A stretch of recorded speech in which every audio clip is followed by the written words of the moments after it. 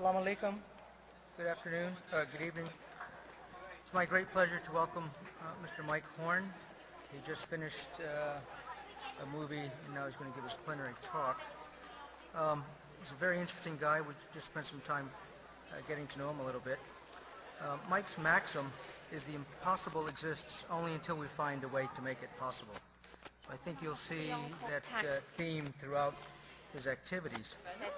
Mike was born in Johannesburg, South Africa in 1966 and is married with 2 children. He studied human movement science in Stellenbosch University. I want to list a couple of his achievements. In 1994, Mike's descent of the Mont Blanc Glacier by hydrospeed granted him membership into the Sector No Limits team, which unites extreme athletes. I had to look up what a hydrospeed was, but it's like a high-tech kickboard where you have it in your arms and your legs are draped behind you. In '95, Mike broke the world record for the highest descent of a waterfall with the hydrospeed in Costa Rica, a 22-meter drop. In '97, he launched his first big expedition, a 6-month solo traverse of the South American continent. He climbed on foot from the Pacific Ocean, climbed to the source of the Amazon River in the Peruvian Andes. In '99, he launched circumnavigation of the world along the equator. The expedition was called Latitude Zero, and he traveled alone around the equator for 17 months from June of '99 to October of 2000 without any form of motorized transport. He hiked, swam, canoed, biked, and sailed 29,000 miles, 47,000 kilometers, deviating from the equator only to avoid African war zones and respect tribal lands in South America. We just saw a film on Mike's circumnavigation of the Arctic Circle, which was a 2-year, 3-month expedition with a couple detours, which he explained. In 2008 to 2012, and perhaps in some form this is still ongoing, this Pangaea expedition, a pan-global adventure for environmental action, where he's trying to incorporate and involve youth in the environmental movement. And I think he's been quite successful in that. He's written 4 books about his expeditions, and these books have been bestsellers in France. Before I turn the podium over to him, though, I'd like to ask a favor. We're kind of doing this real time, so we'll launch a new initiative after Mike's talk, provide details, and this is part of a joint venture with the WEP team, KAUS Facilities Community Services, Tamimi, and KAUS students, and Mike, of course. So more details to follow after his talk. So I think we'll have your talk, a few question and answer, then this real-time rollout of this new process.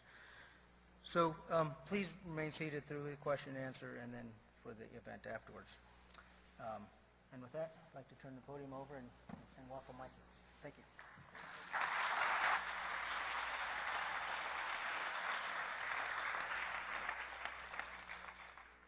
Well, thank you very much. I'm not going to stand behind the podium because I don't feel comfortable there. I'll be walking up and down, and if I disappear in the darkness, don't worry, I'll still be here. You'll be hearing my voice, but I'd like to stay active. When you're born in South Africa during apartheid, your whole life changes because you feel like everybody in the world hates you. And I liked being hated because it made me independent. It built me who I was. And if you can live alone, you can live with other people. And I have never asked myself, why am I doing what I'm doing? But that's the question that most of the journalists has asked me today. Mike, what the hell are you doing? What do you want to prove? What are you running away from? And I don't think I'm running away from anything. I'm running towards the goals and ambitions that I've set for myself in my life. And to ever think that it was possible to swim down the Amazon was a dream I had from a very young age. So you don't one day become an explorer. You get born to be an explorer. And all of us have different talents. And if you find what you love doing, then there's no limits. So after swimming down the Amazon, circumnavigating the world, following the equator, unmotorized, and then walking for 2 years and 8 months solo around the Arctic Circle, I thought that the ultimate expedition in combining all this knowledge that I had was to go to the North Pole. Now, the North Pole, as you all know, is ice floating on top of water. The North Pole is constantly in movement. And to go to the North Pole in the summer months, people reckon that it was really impossible. So, to challenge myself, I thought I would like to go to the North Pole at night, when you can't see all the dangers. And then if you can't see the dangers, then it becomes easy. So, I started looking for partnerships. And I've been a professional athlete for 22 years now. And everything I do, because I'm not a wealthy person, I'm just an explorer, I need sponsorships. And National Geographic decided that they would like to sponsor this expedition. So off I went to New York. I had a big meeting, and I sat, there was 3,000 people that this little conference to, and I was asked by this very young, attractive lady that was a psychiatrist, was asking me, if you commit a crime, this was what she said, if you commit a crime, how would you punish the person that committed a crime? And I thought it was kind of a trick and funny question. And I said, obviously, you put them in prison. Okay. In Switzerland, I've been in prison. In Russia, I've been in prison. But I had walls around me. I was safe. I had a toilet. I had running water. I had food to eat. And I don't see that as punishment. So what is the punishment of going to prison? It's that you don't have contact with the outside world. You can't get close to people that you love and care for. You're not free to say and do what you like. And what this psychiatrist wanted to tell me was that I was imprisoning myself through nature. That I will have no contact with the outside world. And if you imprison yourself in nature, during darkness, she reckoned I will become depressive and eventually commit suicide. Because in the US, in the prison, if you keep on with bad behavior, they put you in solitary confinement. And in solitary confinement, when they switch off the lights, 6 out of 10 prisoners commit suicide. So she said, I'll definitely commit suicide because I'm in solitary confinement, in the complete darkness, and no rescue is possible. So listening to this young, beautiful lady, I decided that maybe I must take a friend along with me. So the greatest Arctic explorer of all time is a guy called Borge Ausland, a Norwegian. He was the first guy ever to get to the North Pole solo in the summer. And I heard that he wanted to go to the North Pole in the winter. But I was planning to do it alone because I've just finished that 2.5-year circumnavigation of the Arctic where I became the first person to ever survive 2 winters in Siberia and Alaska. But not winters sitting in the tent heating myself out, winters out there walking every day. I called him up and I said, Borgie, I would like to go to the North Pole at night.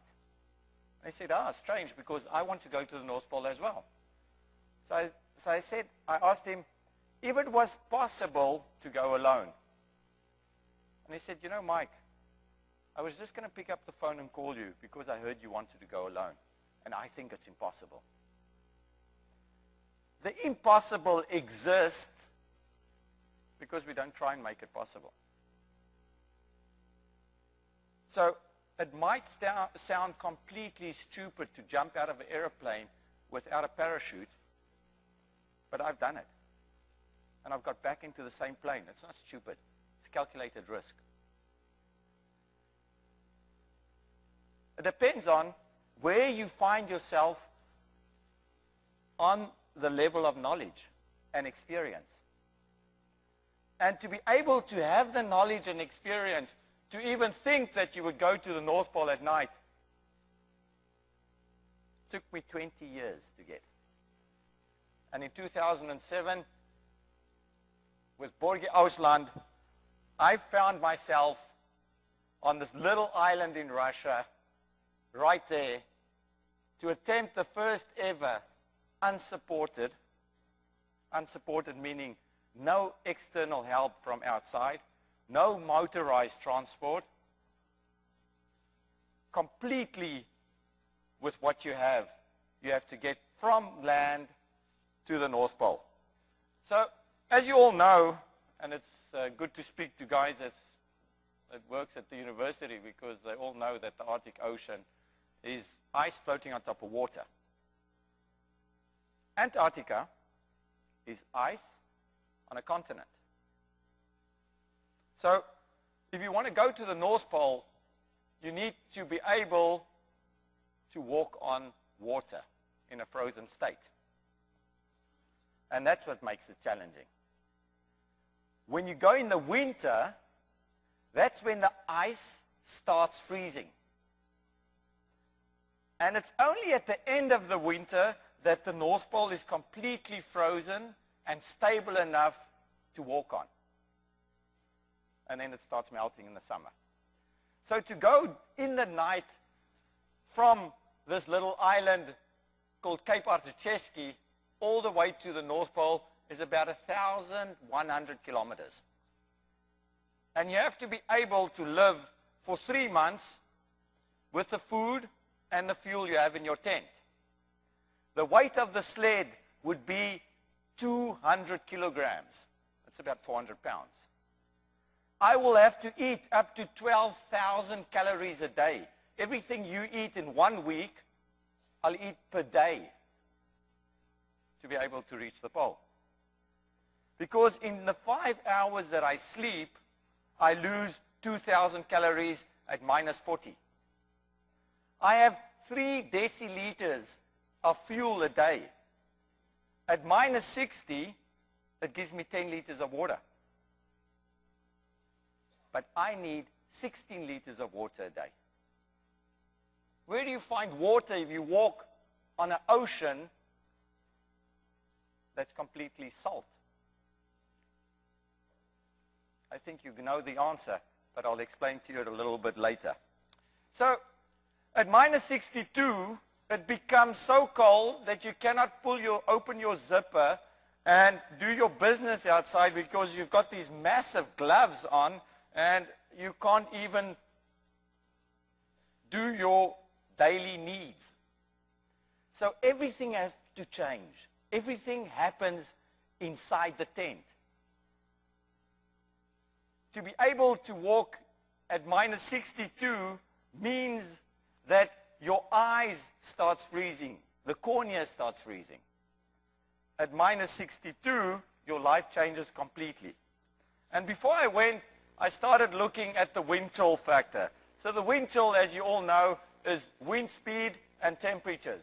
So that's the wind speed, 8 kilometers an hour, 16 kilometers, 24 kilometers, 32 kilometers an hour. These are the temperatures, 0, -5, -10, going to -45. In the winter, temperatures would be from -35 to -50. Wind speeds, average, would be from 24 kilometers an hour to 120 kilometers an hour. Now, if it's 24 kilometers an hour, which is the nicest day, and -40, you have temperatures of -65. Not +65, -65. Now at -65, you have to start thinking of putting on another coat or a jersey because it's starting to get cold. It's quite cold out there, guys. I went and did research on the Cold War. As you all know, the Cold War was quite interesting because they said that at -54 and above, you freeze in less than 2 minutes and the war stops. You have to stay inside. You can't fight. And that I found quite interesting. It's a pity that it's not -54 every day of our lives because there will be no fighting. At -54, when you freeze in 2 minutes, I've got to stay inside. But I've got no structure. I've got a tent. How can I walk if I have to stay inside my tent? Interesting question. And that's when I started developing the clothing. To be able to stay inside my clothes was how I would travel to the pole. To be able to heat this clothes through burning calories was the way that I could heat my body and travel these distances over the Arctic Ocean. So I had to start eating and drinking a little bit more. About 3.5 months before I left, I started to increase my calorie intake. What I would do is, it's simple. A half a liter of olive oil for breakfast. Drink it, drink it, drink it, drink it, drink it. And before it comes out on the other side, quickly go for a run. It's so rich in calories, it's so rich that your body cannot absorb all those calories. And for me to be able to eat maximum up to 12,000 calories is nearly impossible. So I had to create a lot of fat. I had to gain weight because it wasn't possible to carry all the food in the sled. It became too heavy to pull. To be able to carry the weight on the body made it possible to reach the pole unsupported. The pole has been reached, not during winter, in the summer with dogs, with resupply, and with helicopters that people were dropped off about 200 or 300 kilometers away from the pole and then eventually made it to the pole. Today, more people has been to the moon than has been to the North Pole at night. It's easier to go to the moon. The pole is more accessible, and more have tried to go to the pole. So I started looking at, sorry to disturb you with this picture, but it's reality, and I like reality in life because that's what we hide from. When it gets quite cold, this is what happens. And because you have lunch and dinner afterwards, I'm quickly going to go through these. And just to give you an idea what frostbite really means. Frostbite means that you start freezing. It sounds kind of interesting, you start freezing, yes. Okay, what does it really mean?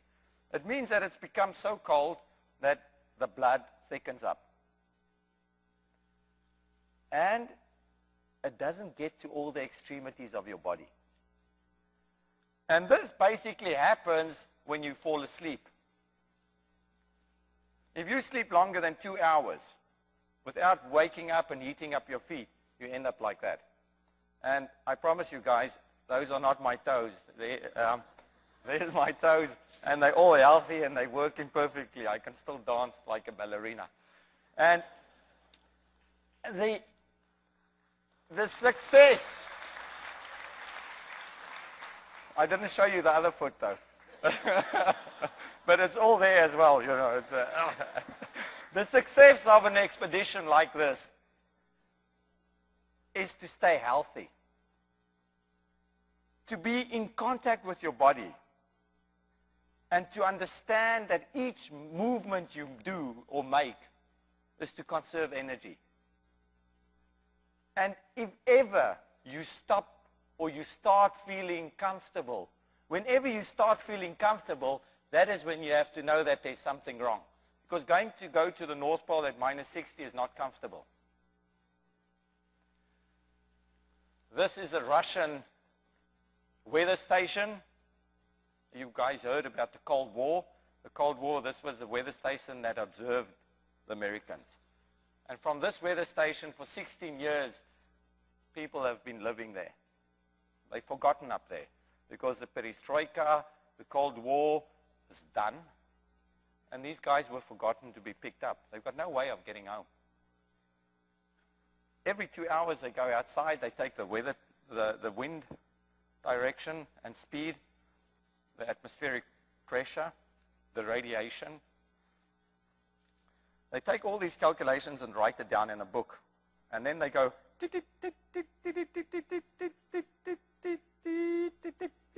send it to Moscow. They don't even know if they're listening to them in Moscow. But they've never, ever, ever, in the 16 years, missed one chance to communicate to Moscow with the information. And that I find quite fascinating. And when I saw this, I said, wow, if these guys can do it, I can get to the pole. So Borgie and myself met up, we didn't really like each other because we're two alpha males. I'm bigger and stronger than you, and he's bigger and stronger than me. And it's all the same old fight that we as human beings and mostly males have. So I didn't really want to speak to him, and he didn't really want to speak to me. All we had to do is sleep together in the same tent. That's all. Well, not together next to each other in the same tent. So being able to share a living space that's so confined with somebody you don't really like becomes quite difficult. And interesting, that's why we never spoke. For more than 3 months, we spoke maximum 1 or 2 words a day. I had nothing to say to this guy. What can I say when we walk? Hey, Borgie, it's cold today. And he says, yes, I know, I can feel it's cold. Yeah, hey, Borgie, I'm hungry. Yeah, I'm just as hungry. What do we speak about? We can't speak about the weather because he's there, he knows it. We can't speak about any economical crash and whatever, we don't know. We're not informed. We can't speak about what we have because it has no importance up in the Arctic. And you live on top of the hierarchy of Maslow's needs. What is that? To survive, to stay alive. It's not important to have any sexual relations. It's not important to have a house and a car. It's not important to see your friends. It's not important to do anything else but survive. And if you lived on the top of the pyramid of needs, then life gets a new meaning. I often use this, and I used it earlier at school. One life has 30,000 days. What do you choose to do with that 30,000 days? We can't waste 1 second of those 30,000 days. I've got another maybe 12,000 days if everything goes well. There's a lot of gray heads around, and you've got about 5,000 days left. So let's get off our backsides a little bit and we start doing something with our lives. Because when we get to a certain age, we start regretting. Regret things that we never had the chance to do. But the choice was made by us. And it's too late. You can't all of a sudden buy 1,000 days in reverse. It's done. It's past. And if your dreams don't scare you, they're not big enough. I wake up at night before this expedition, and I was in bed with a cold sweat, knowing that I have no option. I cannot make one mistake, and then it's all done. I do what I do to stay alive. I don't do what I do to die. There's so many other things to do in life that my biggest will is the will to survive. And when you find yourself really on the top, at the starting point, where the helicopter drops you off, and it starts up, and the propeller turns above your head like this, and this helicopter is going to go, you must be committed to your cause. What does commitment really mean when you're standing there? And the only way to come back alive is to reach the pole. Commitment means where you lost that fear of losing. Where the will to win, the will to achieve, becomes bigger than the fear to lose. If you can change your mindset to understand that we can all achieve, but in achieving, you might be able to lose, then you can go out there and do extraordinary things. I'm just an ordinary guy. Nothing special about me. But I've set myself high goals. And the only limitation to these goals are us, personally. I don't do what I do for others, and it might sound selfish. I do what I do for myself, because that's how I pay my bills, and that's how you pay your bills. But if you do what you do and you love it, then life becomes interesting. So, Borgie and myself standing at the starting point, and this photo was taken at 32 minutes past midday, the brightest moment of the day. It was lucky I couldn't see his face because we're standing there with lights, and as soon as I look at him and he looks at me, we blind each other and we can't look at each other's face. We don't see any emotions. We don't see smiles. We don't see eyes. He's just a black face. So this is the guy that I'm going to go to the pole with. Sleds packed. We've got 2 sleds, and in these sleds we have fuel, we have food, we have 1 tent that we share, and then we have a little bit of a sleeping bag. We only have 1 set of clothing. We have 2 extra skis in between us and 1 extra ski pole. You can't change your clothing for the next 3 months. And I can tell you, we don't even smell. Imagine living in the same clothing for over 3 months. You would start smelling your friend. But in the cold, you can't even smell. It becomes so cold. On the 20th of January, we started on Cape Artecheski, and this is a satellite photo that was taken. This is land, and that's a glacier on top of land. And this is the Arctic Ocean. The Arctic Ocean, as you all know, is just ice floating on top of water, like I mentioned, and the North Pole's up there. 20th of January, we started. Heading up to the North Pole, by 4 days later, 20th, 21st, 22nd, and 23rd, 4 days later, we were about 150 kilometers south of where we wanted to go. It's not that we were completely drunk and we missed the long turnoff and we went in the wrong way. No, the drift was stronger and more important than what we could move forward. So there we're walking. The 24th of January, we start making a little bit of progress. This is now after 5 days. But we were starting to drift off into the Bering Strait that we didn't want to get to. That's dangerous. 1 month later, 30 days later, we made 2-kilometer progress. I don't know if you guys know what determination means. It's sorry, I wanted to speak French, but he say, try to walk from here to the end, and it's going to take you 2 weeks. Every moment we stopped walking, we drifted back.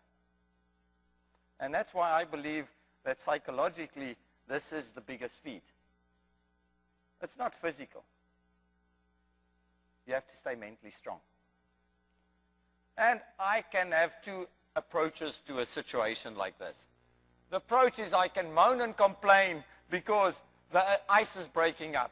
The slabs of ice is moving on top of each other. It's in constant movement around us. And I can't even see where the ice and the danger is going to come from. I can sit there and I can complain about it. I can wish as well, that life is less difficult and easier. But is it going to change my situation? No, we can't wish that life is easier. We can't complain about difficulties. The only thing we can do is we can better ourselves, and when you better yourself, that's when life becomes easier. If you work a little bit harder, then you'll have more free time. So I had to walk a little bit longer. And when National Geographic called me up and said, listen, Mike, you have only done 2 kilometers in the last month. You've got no chance at all to ever get to the pole. I said, wait. What do you mean I've only walked 2 kilometers? She said, yes, that's the signal we got because we got a beacon sending signals to the satellite, back to Toulouse, from Toulouse, boom, back to New York. After 1 month, 2 kilometers, and this lady is telling me that I've only walked 2 kilometers.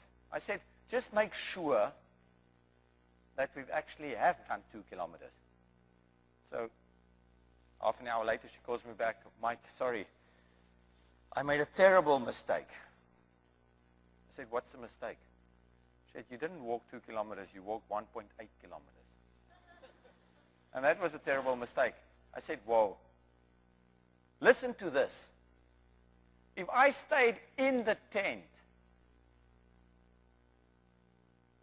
and I didn't work hard, we would have been minus 502 kilometers.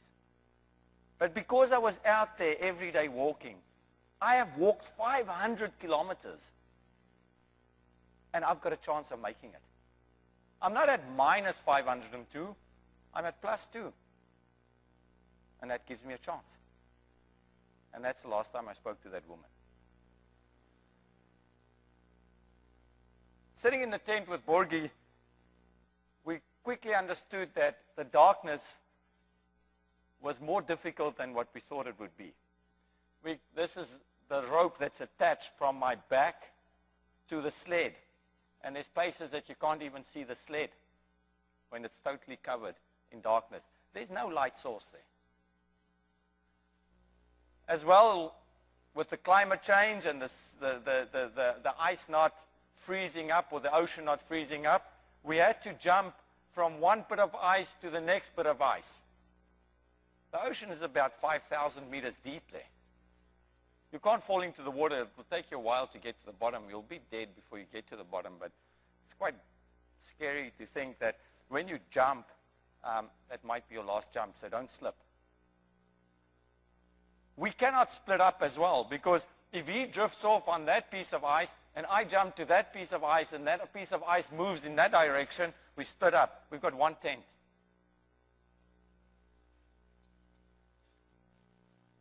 At places, the ice cracked completely and opened up in front of our eyes, and we could not see on the other side. And this is a little clip of how it happens.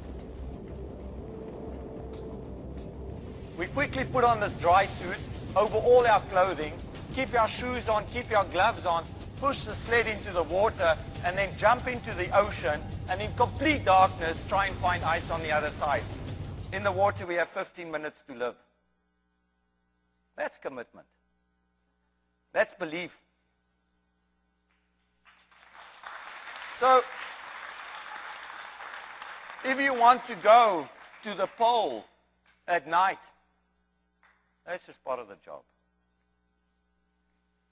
With all these changing environments, that's the reason why we only made 2-kilometer progress. And sitting in the tent, Borgie and myself, like I said, we never spoke because we got nothing to speak about. I asked him, what are we going to do? He looks at me Well, he said, what do you mean, what are we going to do?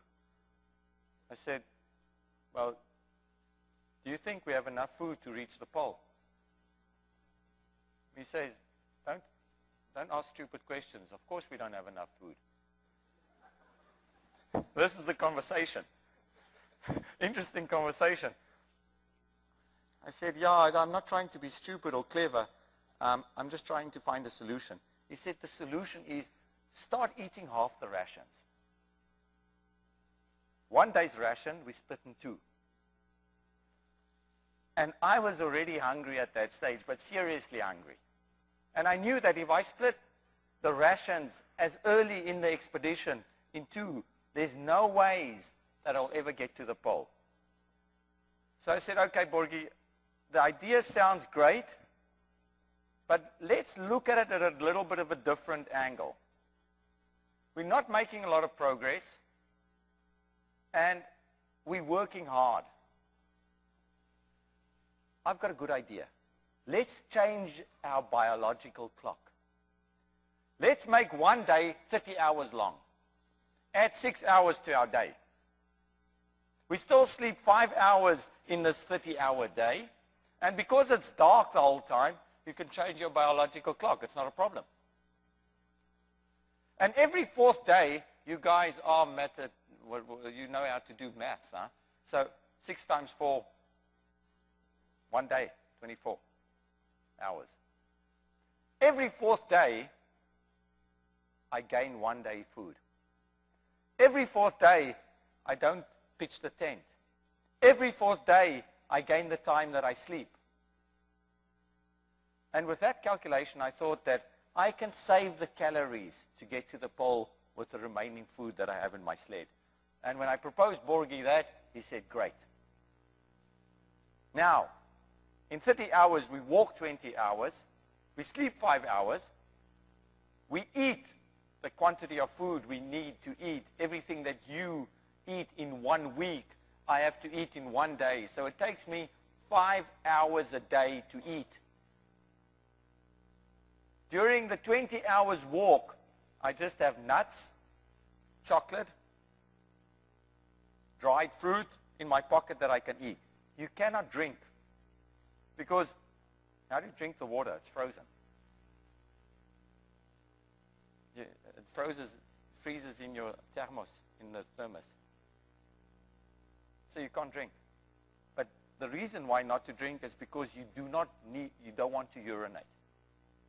Because as soon as you open your zipper, the calories lost and the heat loss can never be recuperated. Borgie and myself, we had another deal. That if his life was in danger, I would not, and definitely not try and save him. Never. I don't even like the guy. I would eat his food. And before we left, we had this gentleman agreement that if ever my life was in danger, he wouldn't save me. And whenever his life is in danger, I'm not going to save you, mate. I'm going to eat your food. Selfish human beings, I can tell you, we become selfish. He walked forward on very thin ice. All of a sudden, a massive, big piece of ice from Canada moving towards Russia hit the piece of ice that we were on. The ice pivoted, tilted, and woof, Borgie went into the water. When I heard this, I turned around and I was just in front of him. And we got our cameras in a special pocket because you guys don't forget that crystal liquid freezes at minus 18 degrees. And just to take a photo becomes extremely difficult. I took the camera out and took photos. I didn't know what I was taking photos of. And when the flash went off, by accident, I caught this image. Borgie's mouth open, being pulled down by this mass of ice, hanging onto his sled. That's the only thing that will keep him afloat, and being pulled down to the bottom of the ocean. When I looked at it, my first reaction was, go there, save him. And I said, no, we had a deal. We had a deal. And this deal was that no matter what happens with you, I'm not going to put my life in danger to save your life. and I walked away. And I wondered how long would it take for him to not be alive. And I think it was maybe a split second I turned around and I realized that without his help, I'll never make it to the pole. So I better get him out of there. If I want to stay alive, I need this man. And many times in life, we underestimate how we need people. And people are really there to support each other. People can carry you through hard times. You always need the knowledge of somebody else. And we never know it all. I needed to get Borgie out of there. So what I did was pushed my sled closer to him, and the ice was busy moving, so I didn't want to get too close. And then with the rope that's attached to my back, I threw the rope to him, and he got hold of the rope. And then the tug of war of life started. I don't know if you've been in the tug of war of life. He pulls me, and I pull him. Who's going to let go first? I don't want to go in, and he wants to go out. And at young age, I was a lifesaver in South Africa, and it was quite funny that once I had to save somebody else's life. But I was with a friend of mine, and the guy that was busy drowning actually drowned my friend, because his will to survive was so strong that he drowned the guy that was trying to save him. Now, I know he's never going to let go of that rope. So I better hang on. As he pulled me closer to the edge of the water where he was trying to get out, I said, there's a moment that I'll have to let go of my sled, and then I'm going to die just a couple of hours later because I haven't got a tent, I haven't got food, I can't call rescue, and it's all done. And that's just the moment there that you've got to hang on. We let go too easy in life. We give up too easy in life. It's become a solution to give up. It's become an option. If you give yourself many options in life, decision-making becomes difficult. If you give yourself one option, that's when decision-making becomes easy. Because you've got no options. You better hang on. Managed to pull him out, and then I swam across, and that's where we became friends. As I was walking away from the water, Borgie was walking behind me. Each time he wanted to come and speak to me, I accelerate a little bit, walk a little bit faster, and then he couldn't catch up with me. I didn't want to speak to him. Eventually, at the end of the day, he came to me and he said, Mike. I said, yes, what do you want? He said, I don't want to thank you. I said, well, you've got to understand, Borgie. I didn't do this for you. I did it for myself. Selfish Mike. And he said, Mike, a thank you is not enough. What I want you to understand today is that I will be there for you no matter what happens. And that's friendship. That's really having somebody there for you when you really need him. Otherwise, we don't have to speak to each other. And that's when we became closer to each other. Walking through this changing landscape in complete darkness is amazing because you start seeing things completely clear through sound. Your senses gets awake because you cannot see everything. You taste the air, you hear the ice moving, and that's really where I felt that, wow, I've improved so much in human capacity that we don't use every day in our daily life. And that's why the human race has become a little bit weak, I think. We don't develop ourselves anymore. Intellectually, yes. But we need to do it physically as well. At night, we had a bear watch around the tent because we needed to sleep that 5 hours. Inside the tent, we would use only red light. For what reason? Simply because if we use white light, what happens to the eye? eye basically grows, the pupil grows smaller, and the moment when you go outside, you can't see anything. So the red light is the way to keep the eye, the pupil, at the right size, so when you go out, you can see everything. Now, we're inside the tent. The tripwire is connected to a flare gun for us to be able to sleep. Now, when the bear approaches, he can smell 50 kilometers. So he smelled us already. If you brush your teeth in the evening, I promise you the bear smells that mint 50 kilometers away. And 3 hours later, they're going to be there. They're higher than you on the food chain. We've got no gun. Don't brush your teeth, kids. Or do brush your teeth because there's no bears here. But you have to be very careful what you do. So when this gun goes off because it pulls on the trigger, we wake up. But the bear is about 1 meter or 3 foot away from the tent. And then we have to know what to do. A big male bear had been following us for about 3.5 days. Patiently showing us that he's there, then disappearing.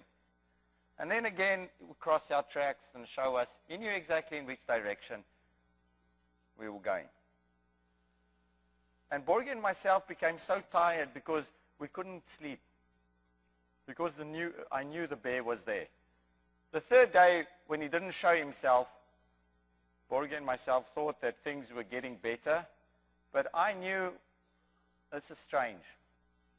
He's planning an attack. So I'm sleeping in my sleeping bag like this. Borgie is fast asleep and snoring. And I hear on that minus 40, minus 50 ice cold, the bear approaching. I'm in my sleeping bag shivering. Shivering is the way that the body artificially, naturally heats itself up. The moment I stop shivering is the moment that I lose control of body temperature. A shiver is in between hypothermia and getting too hot, the body too hot. So I keep my body shivering for 3 months. That's how I know the body's at the right temperature. The bear gets closer. Next to the tent is our sleds. The bear gets into my sled, rips open the cover, and starts eating my remaining food. Problem number 1, don't eat Mike's food. Not even if you're a polar bear.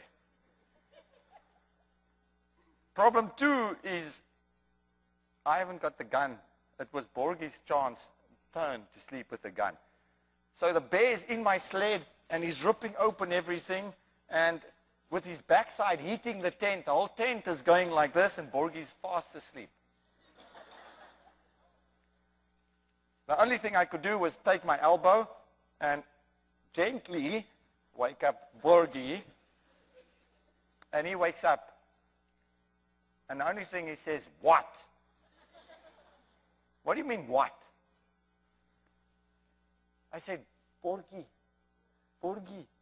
there's a bear in my sled.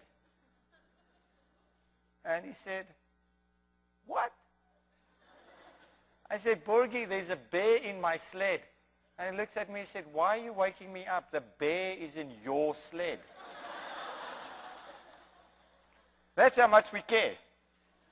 So guys, when the bear is in your sled, when you're in your studies, when you're doing your programs, your research, the bear is in your sled, guys.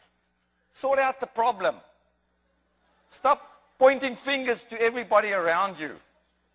Get the bear out of the sled. But first you have to get out of the tent. So Borgie hands me the gun, and ice cold get out, and the bear is eating the food and ripped this. This is just me fixing. I didn't take a photo while the bear was in the sled. I was with the gun outside. And I shot one flare at the bear, and the bear ran away. It was a male bear. Straight away, the bear ran away. Boom, gone. And the bear knew that he couldn't eat our food. Now, if this was a female bear, it was a different story. And I'll tell you what happened when the female bear attacked. Never, ever, ever we stayed in the tent. There wasn't one moment that I didn't want to go out there and make progress. There wasn't 1 second lost. For more than 3 months, I never got out of the tent 1 minute late. I had a responsibility. And my responsibility that I set for myself is to be disciplined. Because Borgie was there, in my mind, I said, I will get out of the tent every day before him because I want to show him that I'm better. He wrote a book and I wrote a book about this trip. And it's like one person wrote the book. When I read his book, I said, Borgie, stop copying my book. When he read my book, he said, you copied my book. I said, no. Because we thought in exactly the same way. We were in competition with each other. We thought that if we showed that we're strong, that we can lead, that would motivate the other person as well. And that's how it worked. We motivated each other to get out there and to walk in these conditions where he's only 3 meters in front of me and there's so much snow and so much wind that we can hardly see him. But what kept me going? I've got a wife and I've got kids. I'm there because that's what makes me feel alive. And when I asked my daughters to draw pictures on my skis before I left, this is what they drew. On the right-hand skis, they said, love you. That's my wife, and that's Annika and Jessica. That's the cats. I bought one cat for my daughter because she wanted a cat. And then the other daughter, I don't know why is it with women like that, but if you buy one thing for them, the other one wants the same thing. So I bought Annika a cat, and then Jessica, I want a cat as well. Oh, Annika's playing with the cat, and I want to. Okay, buy 2 cats, finished. Bought 2 cats. After the summer came, the cats didn't like being in the house anymore. They're out in the farm hunting. They wanted dogs. So I bought 2 border collies straight away. No argument.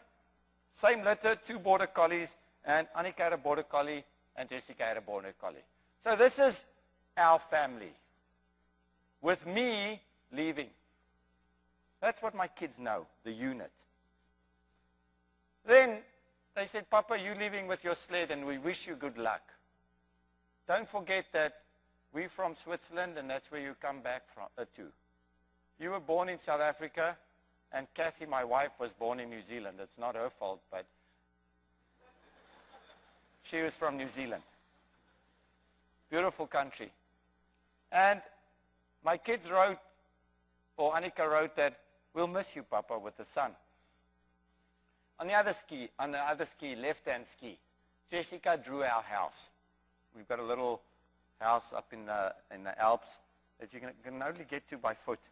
So the kids from a very young age had to walk up home. If they wanted to go to school, they put their skis on and they ski down to school. That's how my kids were brought up.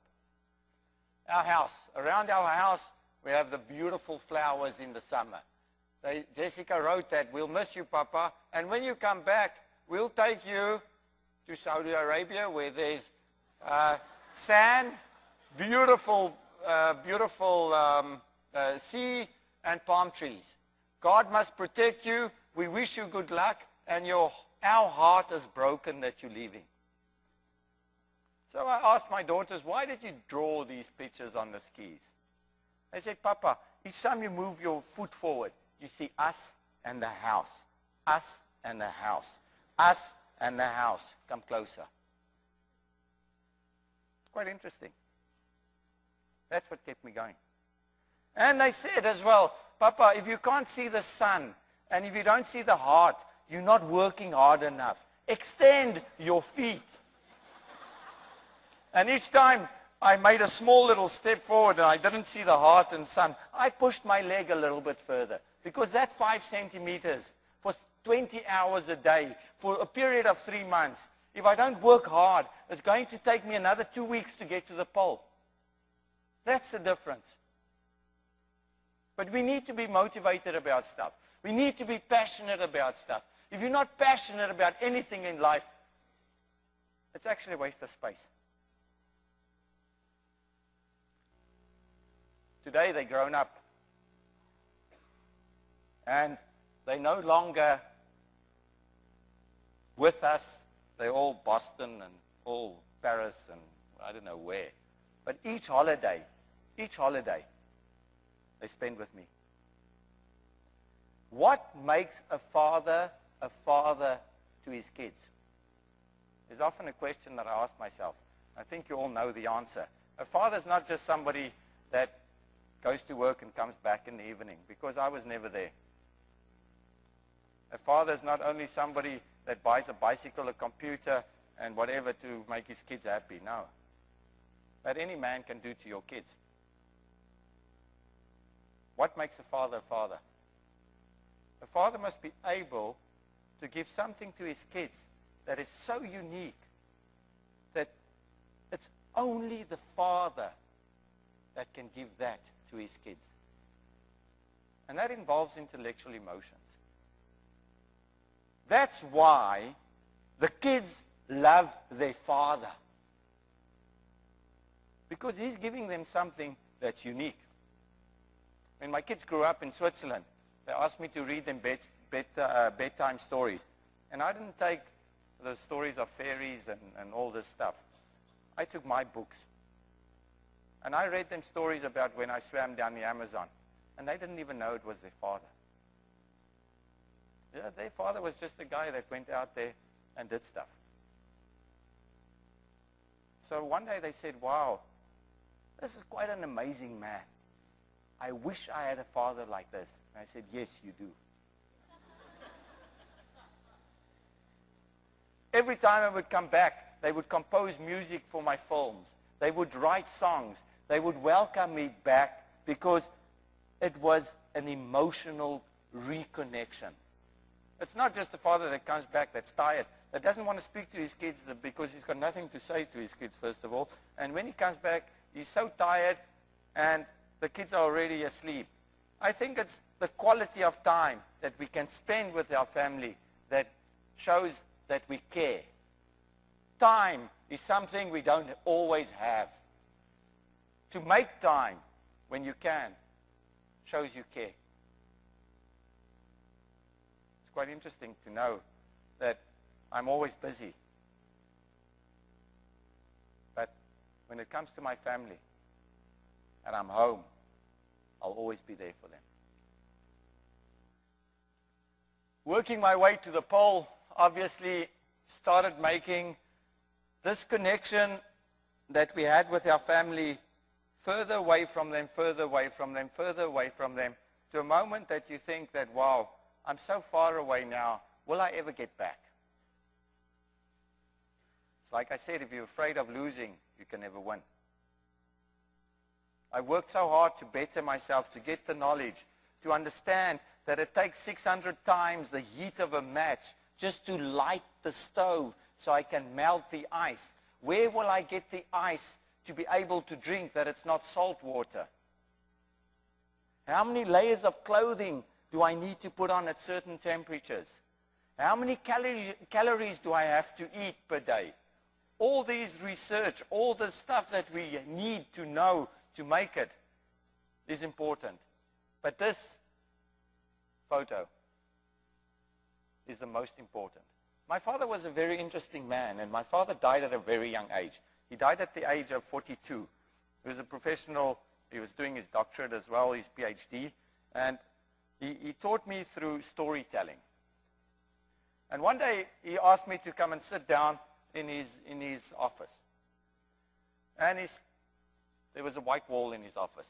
And he always told me, Mike, when you come, because I was always outside playing, when you come into the house, you wash your hands, you take your shoes off, and you don't play with the ball inside the house. I always had a tennis ball in my pocket, and everywhere I was going, I was trying with this tennis ball, left hand, right hand, and kicking it, and just playing with it, just as a kid. And when he asked me to come sit in his office and look at the wall, he said, look at the wall and tell me what you see. What I saw was the day I didn't wash my hands, and I saw my hands' fingerprints on the wall.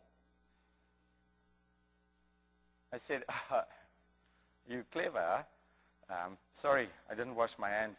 And I came in, and I touched the wall. I was looking for you. I had to tell you something. He said, it's not what I want you to see. Look at the wall and tell me what you see. And I saw the ball marks where I threw the ball. He wasn't at home. And I was waiting for him to come back. And he was a Springbok rugby player. Rugby is a big sport in South Africa. A great athlete, a great man. And I was waiting in his office, and I was throwing the ball against the wall. And there was the ball marks, boink, boink, boink on the wall. And I said, you know, sorry, I was waiting for you in the office, and I was throwing the ball against the wall. He says, no, I know you throw the ball against the wall, but I don't want you to do it, but at least you're busy. I know what you're doing. He said, look at the wall and tell me what you see. And I looked at the wall a little bit closer, and I started explaining to him that there was a painter. He was about 47 years old, and this painter started painting the wall. And this is where he started. And I went to the wall, and I showed him exactly where he started. I said, he did strokes about this long, and he moved like this. And then eventually, he reached up when he was a little bit tired, and I can see that he did a bad job on the top. Look, there's a difference in the color. There's a difference in the thickness of the paint. Why didn't he start on the top and work his way down to where it was easy? And my father looked at me and said, Mike, go back to bed. You will never know how to look. And there I was thinking that I was explaining to him something that I imagine happened. Went to bed, and I'm in the bed, and I'm thinking, what does he want me to see? What does he want me to see? What does he want me to see? And all of a sudden, past midnight, I realized what he wanted me to see. What did he want me to see? I went to his room. I woke him up.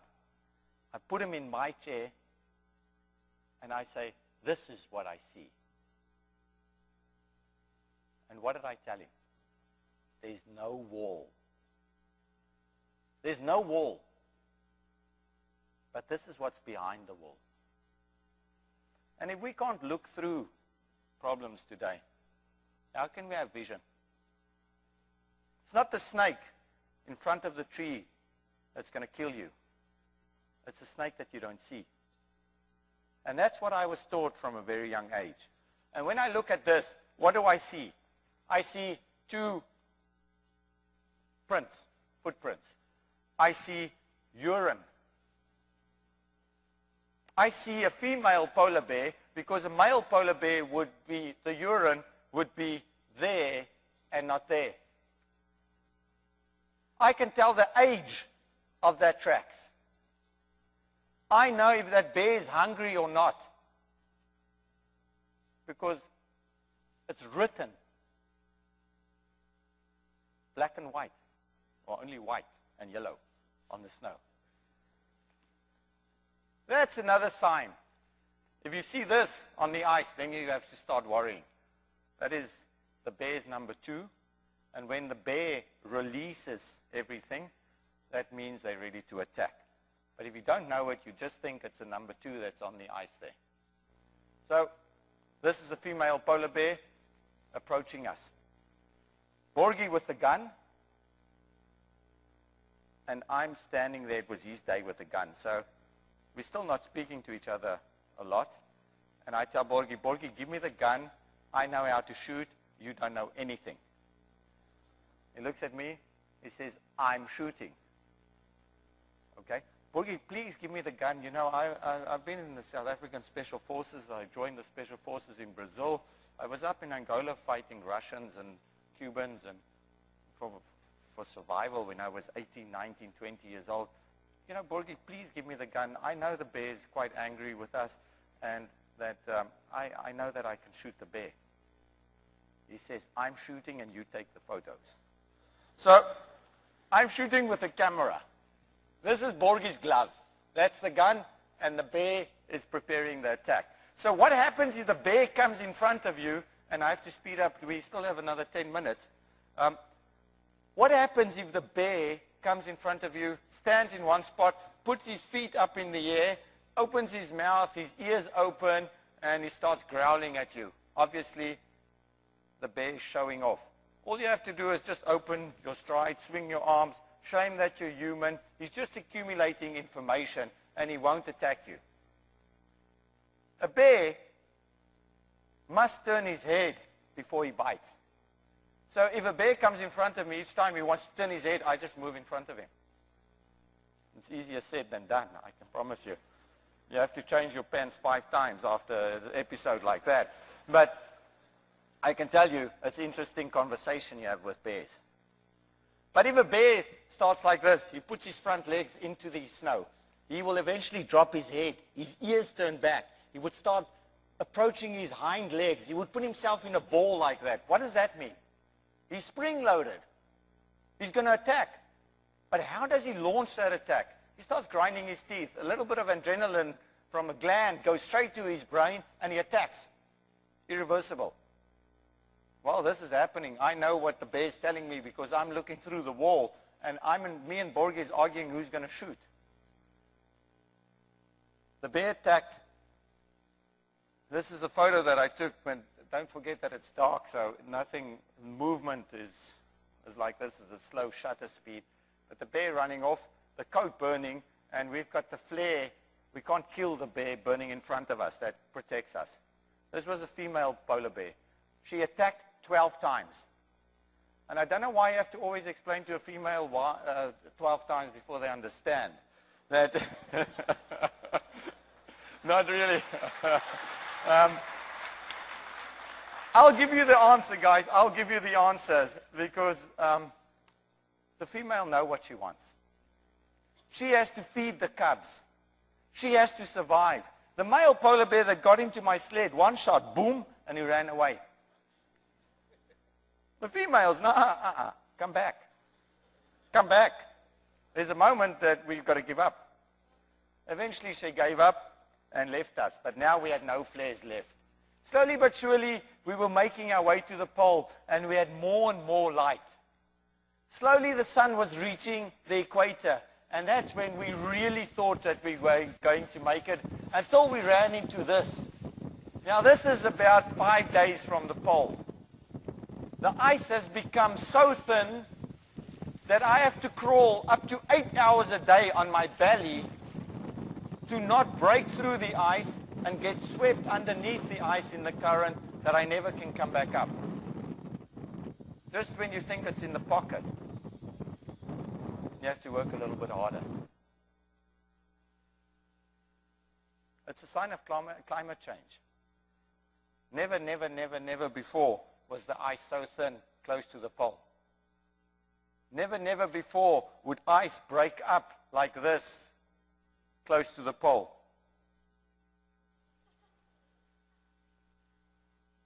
We started slowing down again.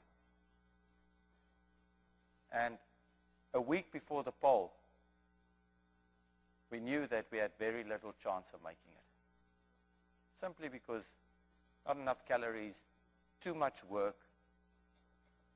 And the only way to heat us up, heat myself up, was to take ice and heat my nose. Because ice is warmer than the temperature. That's just so I don't freeze my nose. Slowly but surely, Borgie and myself, we started freezing. You can see our face swelling. This is how the nose turns out to be. I didn't have any plastic surgery, but it just naturally recovered. That's how your knees look. The veins, each time you move your leg forward, when your pants compresses against the knee, that's when the cold gets through, and it's your veins that actually freeze. And when the crystals are formed in the vein, it cuts your vein, boom, and then you bleed from the inside out. And you have to walk. Now this is a small little clip, just to give you an idea what's a normal day at work. At this stage, We got rid of the sled, and we've got one sled left. One sled left. But we have become so weak that it's very difficult to make progress. When people think the Arctic Ocean is completely flat, it's a mixed match of boulders of ice.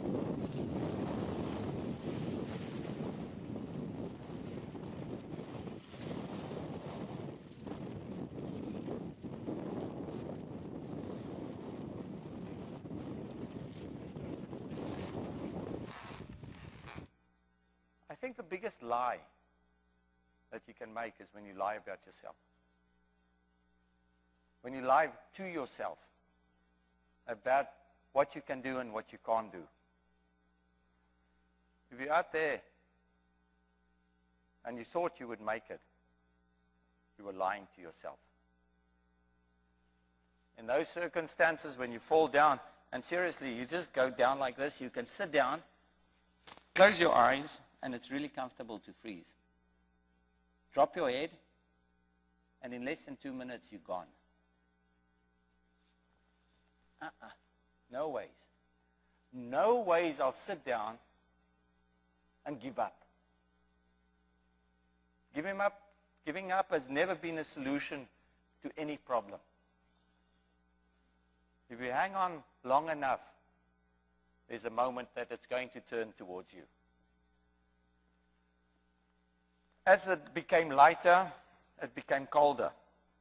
And the thin little ice froze, so we didn't have to crawl anymore. We didn't have to swim anymore. But we still had to go basically through these big, thick pack ice. 2 days from the pole, this photo was taken, and this is a mother with 2 cubs. Now, polar bears have never been so close to the North Pole. Never around the North Pole was there polar bears, because the North Pole, the ice was too thick, and the seals didn't come through the ice, so nothing to eat. Now all the polar bears are hanging around the North Pole because the ice has become so thin at the North Pole that it's breaking up, and the seals are sitting on top of the ice, and that's why there's polar bears. So it's a sure sign of climate change. Very close to the pole before was only lost and old polar bears ready to die. Today, all the polar bears are there. They've got nowhere else to go. This is the only photo you'll ever see that has been taken with the sun rising 20 kilometers away from the North Pole. There's one photo that's ever taken. And when you see that sun rise, for the first time, you know that it was worth not giving up. You know exactly why you were there. And that sun rises for just a couple of seconds, and then it's down then again. But to be able to be, today, only me and Borgie in the world to have ever reached the pole during the winter, to have that privilege, to even try, makes me a privileged man. But going there and just putting your flag on the pole doesn't mean much. Because when you get to the pole and you put your flag, what happens? The ice drifts, and you pick up your flag, you walk forward, and you put the flag on the pole, and the ice drifts, bum, bum, bum, bum. You pick up the pole, and you walk forward, and you put the flag on the pole. You can't claim it. So it's not even important to put the flag on the pole. But what is important? What is important is what I've learned from an experience like this. What can I do with this knowledge to change the world, to make the world a better place? To be able to give back everything that I've taken from nature. Very few of us often think of what we can give. And we're always there to take. And that's just human. But the moment that you give, that's the moment that you can receive. And this is the last arrival at the pole that we filmed just with a camera. So I'll translate for you if you can't hear. 13 meters at the pole. Hi. Hi, Borgie. Thanks for a great trip. Hi, thanks a lot, my friend. We did this together. Oh, for sure, man. No, we did an amazing experience. We did it as a team. And it was important, although I can barely see your eyes, I think... Barely see yours. 28 miners. It's the 23rd of March 2006. And we have just accomplished the first ever winter expedition to the North Pole. End of story. So, for me, I'm grateful to have shared it with a guy as great as Austin. And thank you very much for the help and courage.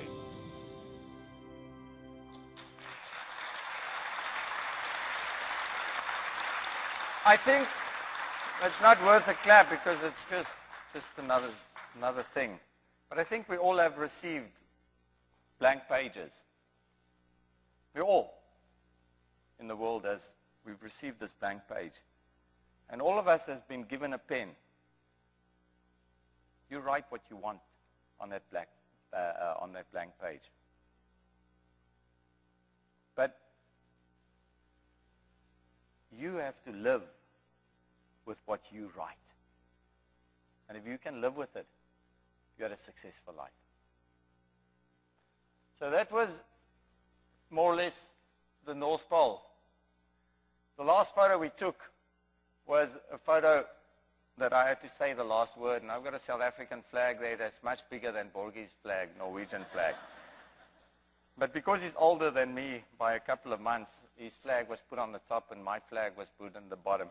And when he asked me, why did I bring such a big flag instead of food, I said, I packed the flag to show you I'm stronger than you.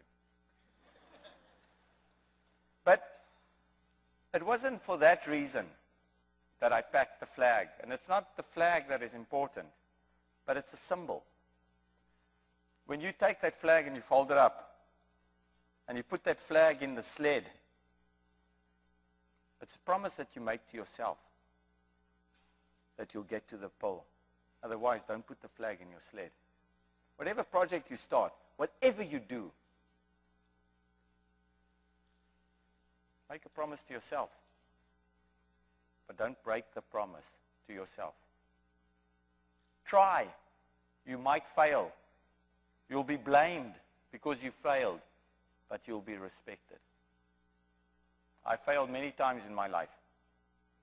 And always I come back and say, oh, sorry. And people always point fingers because I tried. But it's easy to point fingers if you sit and you never try. So that led me a little bit to the next idea. And the next idea was, how could I share what I do with the younger generation? How can I conserve this beautiful planet? And I started building this massive boat, completely in the slums of Sao Paulo. And this boat was the world. I wanted to take the young people from around the world to teach them something that no other man could teach them in experience.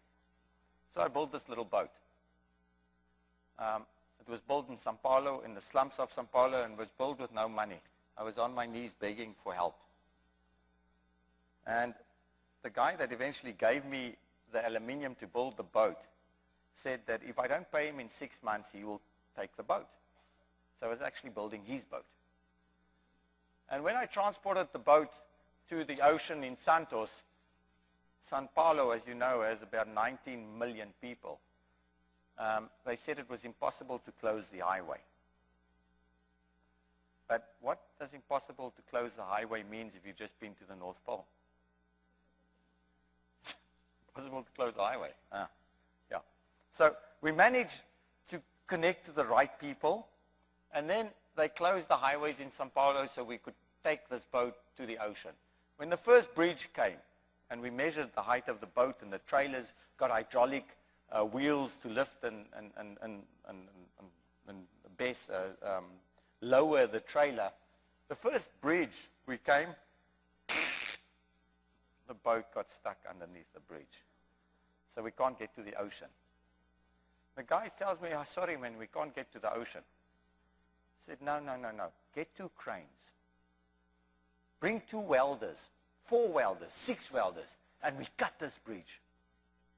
And that's what they did. If you have energy, if you are committed, everything becomes possible. Just sometimes you have to show the place and the opportunities to people. The boat was built in 11 months. 12 months later, it was in the water, and I started taking this boat to the most beautiful places in the world with young people between the age of 15 to 20 years old. So that's the boat. These young people can apply to this project, and the idea was to show them the natural beauty of the planet, to be able to conserve this natural beauty for the rest of the human existence on the planet. So I showed them the beauty. Then through science, I taught them how to conserve this beauty. And then we started doing these ACT programs. So we got 400 ACT programs around the world. That's happening. But during this beauty, you can see the human footprint. And this is just plastic, huh? Right? This is how it looks around there. The world's a mess, guys. And seriously. I swam down the Amazon, the full length of the Amazon, 18 years ago. I sailed up the Amazon 2 years ago, and I didn't recognize the Amazon. Every 11 seconds, boom, we remove a football field of trees. I sailed through plastic. I sailed through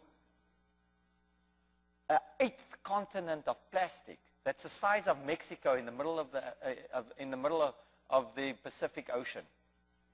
Imagine a continent of plastic just floating there. It smelled like death. There's not a bird alive. There's not a fish alive. And we think everything's hunky-dory and the world's great.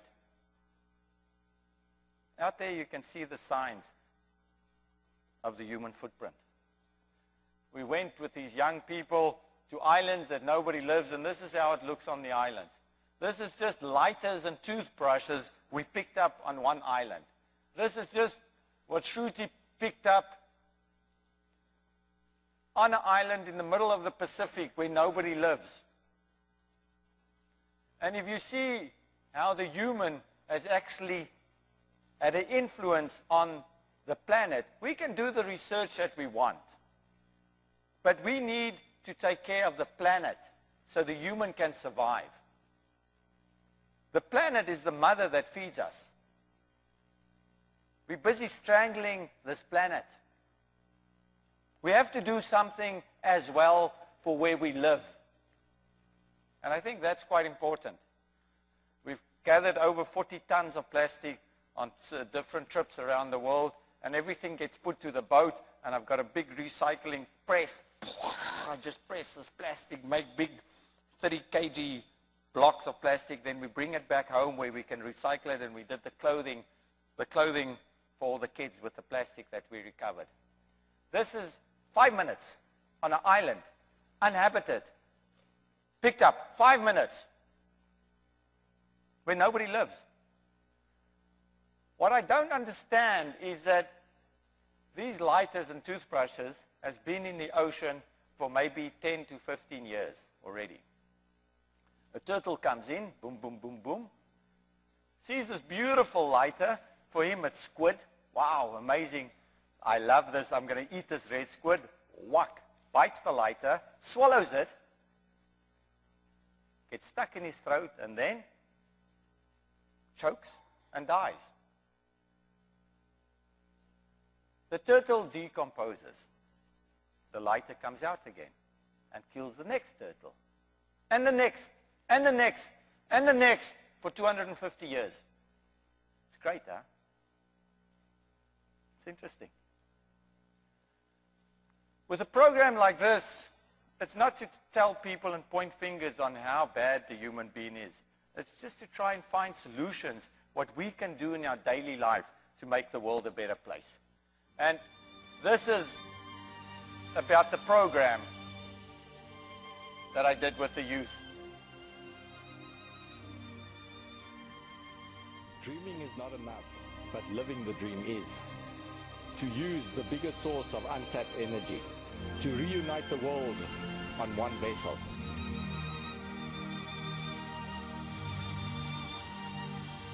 I never started anything thinking I would fail. Stop! Change! Go!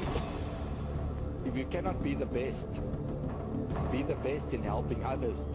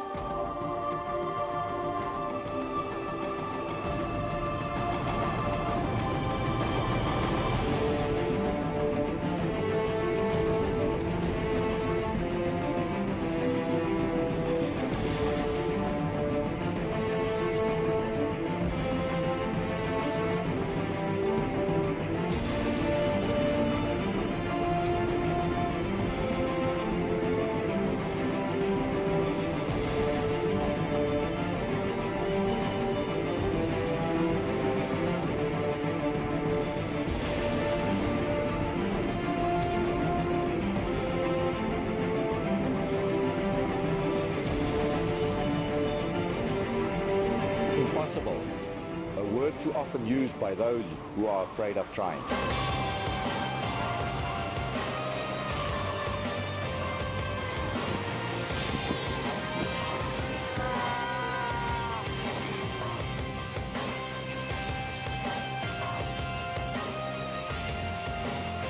You will not be remembered what you have taken from life, but what you have left behind.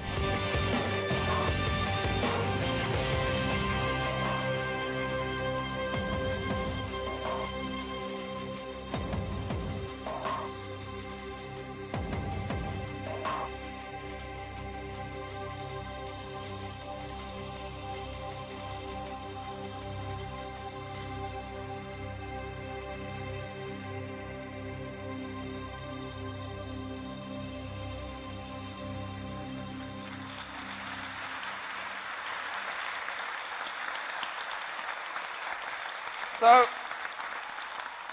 the last 5 years I've dedicated my life to education.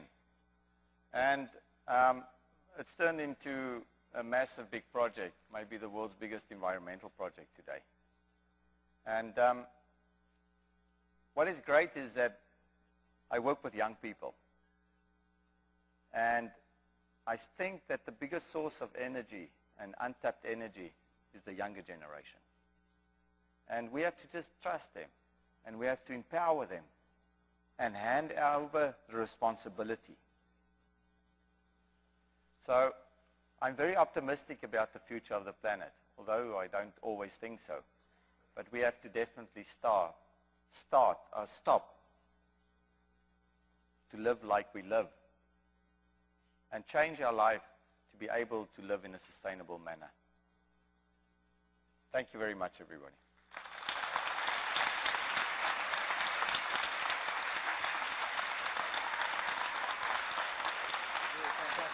Thank you.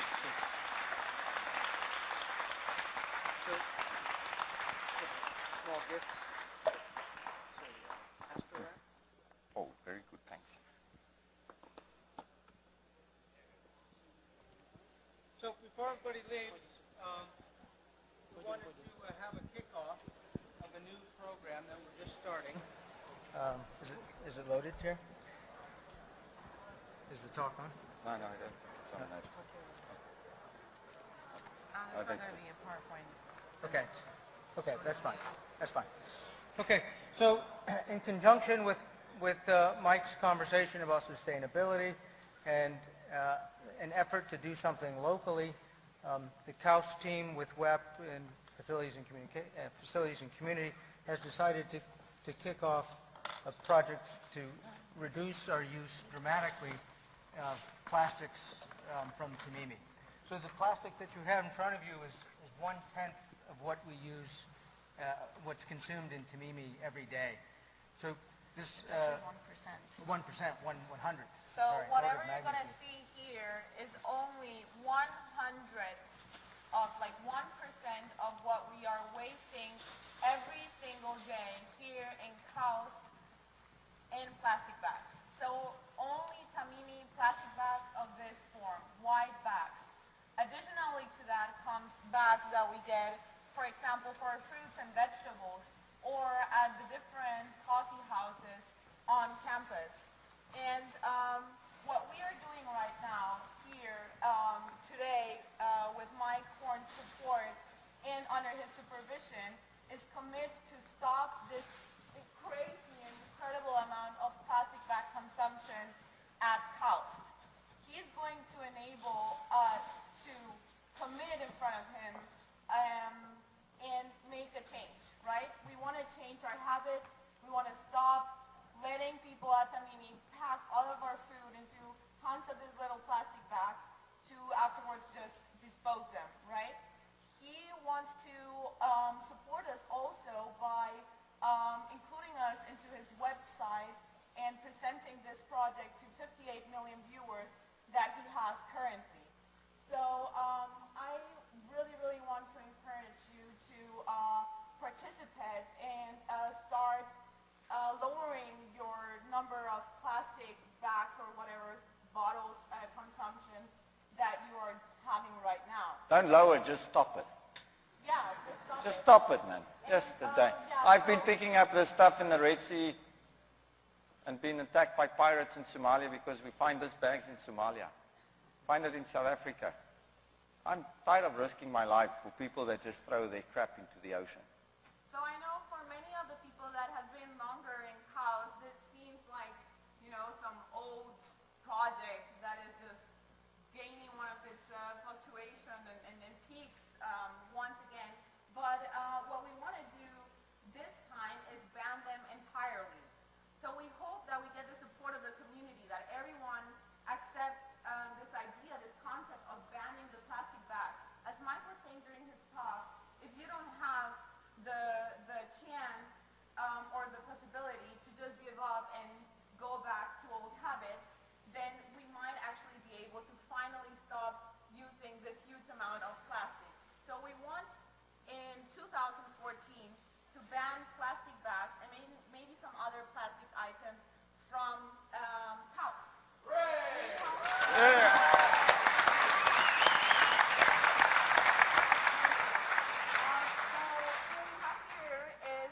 Our store manager from Tamimi, who is supporting this action.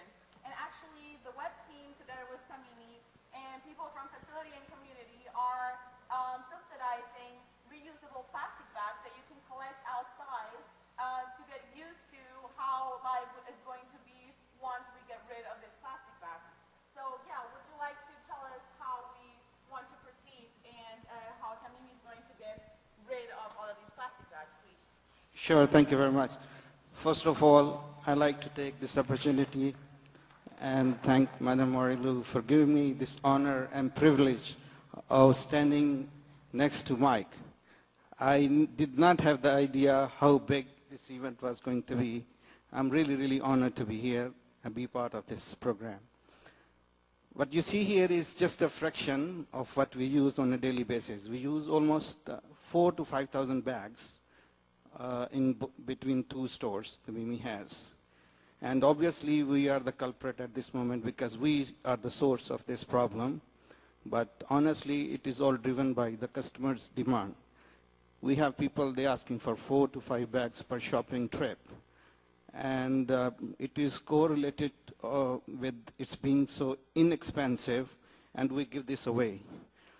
And if community cooperates and would not consider us as being like we're minting the money out of selling the bags, Coast and Web team has come up with the creative idea of putting some kind of obstacles so people will be discouraged to buy. So they will come up in stages and introduce different kind of strategies. But for us, as a corporation, as a company, we are considering different options like having recyclable bags. We are using reusable bags and other sorts of tools we will be using to have at least this bubble. Or, we can't go on through that level, but on a little town that we have here, I'm sure with the cooperation of the Coast, we can considerably reduce it. 4 or 5 years in the past, we have tried, but with unfortunately very little success. Our consumption of the bag has increased to maybe 4 folds. So we were using only 4 to 500,000 bags per week. Now we are using the same number of bags on a daily basis. And you can imagine, telling you people what effects it had is like converting the preachers, so I don't want to do that. It is definitely being used. Some people, we surveyed and we found out some people are using it as garbage bag, and what they don't use, they just dump into wastage.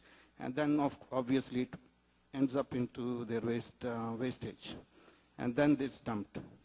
So the obvious effects are us, our ecosystem, and human beings and all that you people know. As far as the Mimi is concerned, we will immensely, greatly subsidize it. We will sponsor it. And there has been a big support from our management, and we will be all the way with this program and the team. And thank you very much. Well, I actually think that I don't like using this word. I've got one mic here, I think. I think it's a crime. Plastics become a crime. Because it's not okay to shoot a rhino. But we can take a plastic bag and we can kill 20 or 30 or 5,000 turtles. It's okay. So I think we've got to really look at it in a manner that you must feel guilty if you use one of these bags. I've been sailing 12 times around the world in the last 5 years. There's heavy fishing going on. Heavy fishing. We kill over 100 million sharks a year that are supposed to keep the balance in the oceans. Now throw the plastic bags into the oceans as well. And we as humans, without really catching that fish, is adding to the survival rate. Giving us less and less food. So I'm fine, I've got another 12,000 days to live. But if you have kids, think of them. Simple.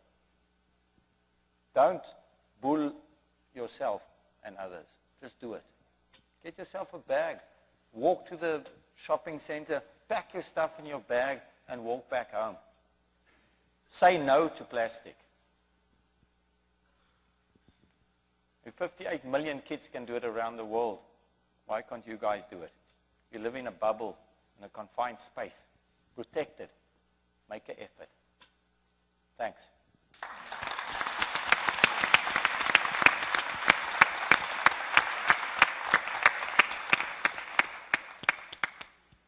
All right. No questions, huh? Yeah. No, I'm tired of speaking. Finish. So Thank if you very anyone much. has any questions to Mike Horn and he still wants to answer them, then feel free to do it now. Otherwise, as we already announced, there are some reusable plastic bags that you can find outside. If you have enough at home, then, I mean, you don't have to take it. And yeah, we're going to let you know through the facility and community's website how this is going to progress. And we're going to give Mike also every once in a while an update of how we're doing and how we're reducing our plastic consumption on campus. So yeah, thanks a lot for the support. And yeah, the question round is here with open, if you like. No questions. Good. Thank you very much. Goodbye. Ah. I've got to go and eat now. Have her here. Yeah. Hi, Mike. Where are you? Yeah, here. Yeah. Okay, yes. So, What can I help you with? so you mentioned that during the first month you just moved like 2 kilometers closer to the pole, but Yeah. that means for the next 2 months you move the next 1,000 kilometers Yeah. closer. So why is that? Is it because the ice floating speed was slowed down due to the weather change? Yeah, the wind turned, and obviously what has happened now in the polar regions is the older ice that was around the North Pole now has moved down south. And that older ice is thicker ice, and it doesn't break as quickly. So by extending 5 hours to our day, we eventually got on this ice that wasn't so broken up. And that's when we actually had good ice to make the distance. But that old ice was replaced by that very thin ice that you see me crawling across. And that was, again, yet another problem. So just getting onto that thicker, older ice was what actually saved the expedition. Otherwise, we would still be walking up there. Obviously, not alive, but still drifting around. One more small question. Did you have a chance to hunt the seal for food supply? I don't really hunt seals for survival. I let the polar bears hunt the seals for me. As you know, the polar bears only eat blubber. They only eat the fat. So the moment the polar bears eat the fat, they don't touch the meat. The only way that I can know where the polar bear is hunting is by really following the birds and the foxes. And in that way, I know where the polar bear basically hunted and left some meat. You have to understand that the polar bear will do the hunting and you will do the eating. But let the polar bear eat first and move away, and then you can eat the rest. But everything is eaten frozen. On my trip around the Arctic Circle, I ate everything, and seriously everything, from seal to Arctic char to rotten walrus that's been fermenting along the coastline. And in the summer, you can actually put your finger right through. It's become so rotten and fermented that you can push your finger through the meat. It's become like really soft meat. And it tastes like a very, very, very, extremely, very old cheese, like a gorgonzola, a little bit. So I've got a solid stomach. My stomach is quite strong. When I swam down the Amazon, I was just drinking water from the Amazon. Most of the food I eat raw, because I don't.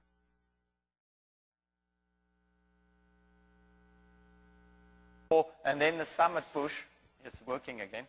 Then you spend 5 days on the mountain, exposed. But each second you spend above 7,500 meters, you become weaker. So we try and stay in that death zone for 8 to 12 hours. You can stay in that death zone for, they reckon, maximum deprived from oxygen for 18 hours. So we climbed up to the top. I get to the top of my first 8,000 meter peak in Pakistan, and I look down the mountain. Wow. All the other mountains are lower than you, and you really feel like you own the world in a way. And then I straight away understood why people climb. To be on the summit of that mountain and to feel that, wow, I've just walked out of the living space of the human being. I didn't take an aeroplane. I didn't take a space rocket. I just walked out of our living space. And when I told myself to walk forward to look down the mountain, I said, walk. And I was standing there. He said, Mike, come on, walk. And I was standing there. He said, come on, Mike, walk. And then all of a sudden I started walking, a little bit delayed. And when I got close to the edge, I said, whoa, whoa, whoa, whoa, stop. And I kept on walking. And I nearly walked off the front of the mountain. When I got to the front, and I'm standing there, and it's a cliff about 5 kilometers high. It's 8,300 meters high where I'm standing. And I'm looking down this cliff, 5 kilometers down. At the bottom, I see our base camp. And all of a sudden, I realized that down there, I can survive. I was comfortable at base camp. But where I am now, it's impossible to survive. So, what keeps us alive is just this little thin onion peel that is so easily peeled off that I walked out of it in 23 hours. That's our living space. And we pollute it. Yes, I don't know. I can't understand human beings. And then I said, I better get down this mountain very quickly. And while this is all happening, this friend of mine's fallen asleep behind me. And I turn back and I see he's asleep. And I go to him and I say, Jean, réveille-toi, wake up, we have to go. And he kind of wakes up, like halfway wake up, and he said, Mike, have you seen all the Chinese down there in the parking lot? No, I haven't seen Chinese in parking lots. No, look, they're pushing their caddies. I said, no, Jean. Let's get down the mountain. We need to get more oxygen. So Jean said, just leave me there. In my state that I'm in, deprived from oxygen, I said, okay, sweet. I'll leave you there. I'm going down. I'll see you down there. Not knowing that he'll never get down. So I turned back and I'm on this ridge. On this ridge, getting down to the couloir or the passage that we came up. And the wind's blowing a little bit and you've got to balance yourself at 8,000 meters and you walk very slowly. And as I walk down this ridge, I see Jean sitting in front of me.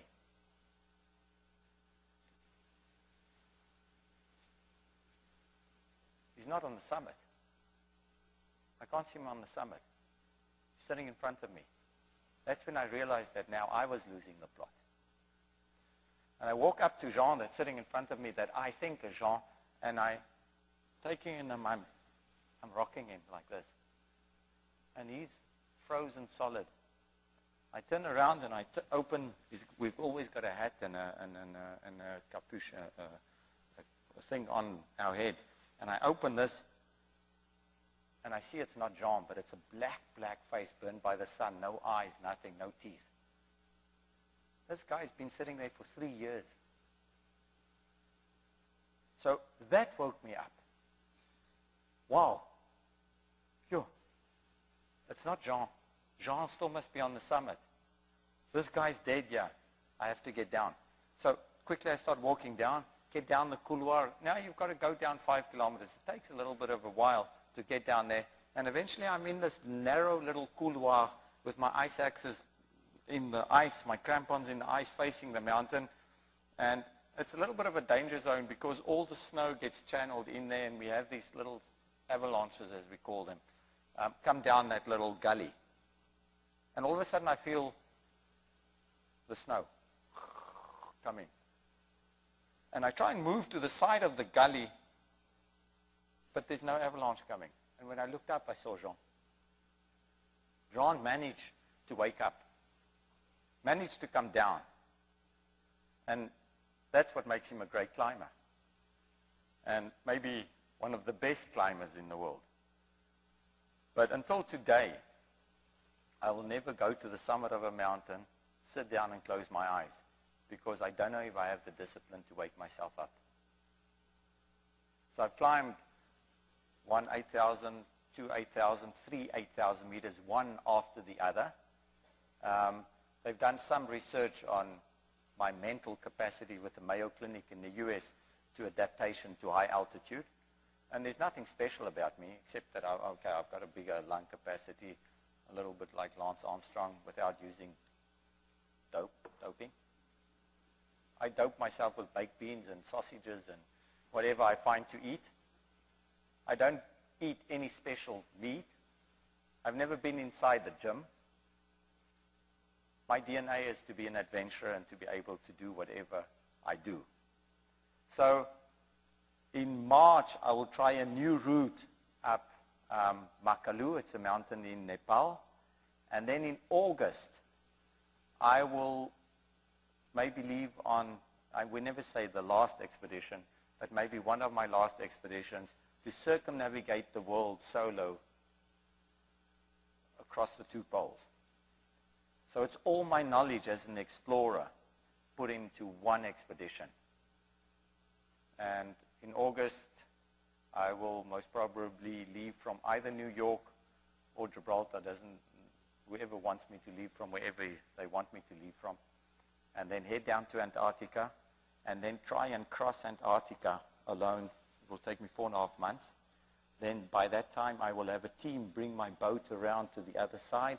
I'll meet up with my boat and the team, and then I'll sail up into the Bering Strait. And on the movie there, you just saw me get to the pole.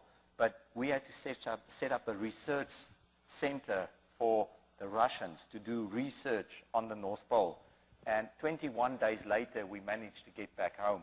Now, I'm not stopping at the pole. Now I'm crossing completely all the way to Canada, get onto Greenland, and then all the way down to Greenland. So that will be the biggest ever crossing done by an explorer on the ice. So hopefully, inshallah, everything goes well. So the circumnavigation of the world via the 2 poles would be, I'm trying to do it in 360 days because there's 360 degrees, and that's the full circle. Depends on the ice, and obviously the condition of the winter this year has been not favorable in Antarctica, and that's why if it's going to take me a little bit longer to get around the world, it's going to take me a little bit longer.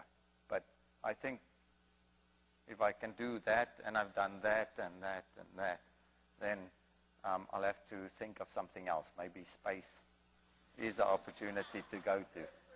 But I have a new project of building a massive big boat to relaunch the project that I did with the young people and with older people to build a boat like a research center that would become a flagship that people will look at and that will give hope. I think today we need hope. There's enough bad in the world. So, got a couple of things to do with my 12,000 remaining days.